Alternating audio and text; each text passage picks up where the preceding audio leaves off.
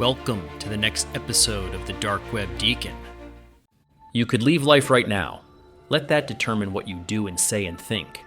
That was written nearly 2,000 years ago by Marcus Aurelius. He was reminding himself that death is not abstract. It is imminent, personal, certain. But Marcus Aurelius never had a search history.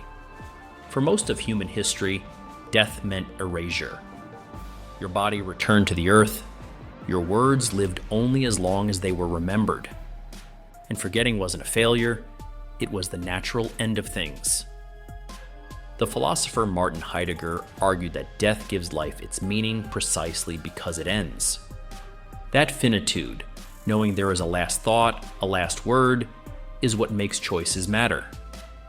But what happens when the ending never fully arrives? Today, when you die, your data does not follow you. Your emails remain searchable. Your photos remain downloadable. Your voice, captured in recordings, can be replayed indefinitely. We have created something new in human history, a version of the self that outlives the body. So what does it mean that we've engineered a kind of partial immortality, one that preserves fragments, but never the whole? Human memory fades gently. Digital memory does not, and it remembers everything with equal weight, such as the message you meant, the message you regretted, and the search you never thought anyone would see. The political theorist Hannah Arendt warned that a world where nothing is forgotten is a world where forgiveness becomes impossible. So ask yourself if nothing about you is ever erased. Can you ever truly be laid to rest? Here is where the modern problem becomes ethical. Your digital remains are not stored in cemeteries. They are stored on servers owned by corporations, and those corporations are not bound by grief. Former Google CEO Eric Schmidt once remarked, famously and controversially, that if you have something you don't want anyone to know, maybe you shouldn't be doing it.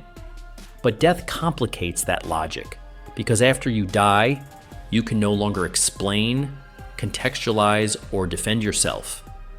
Your data speaks in a constant echo chamber. We are now crossing another threshold.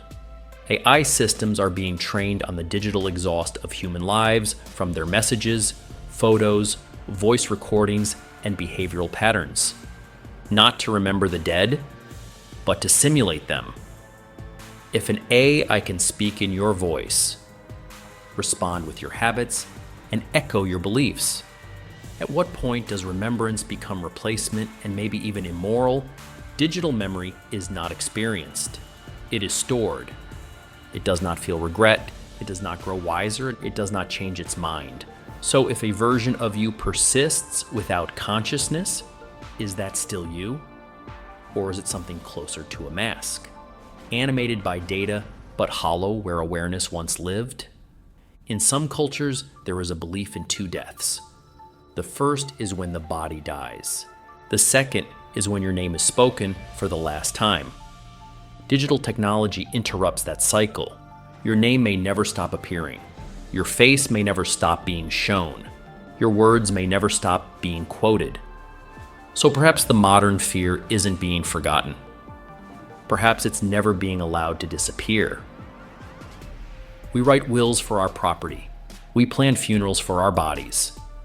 But almost no one plans for their digital remains. Who decides what should vanish? Who decides what should stay?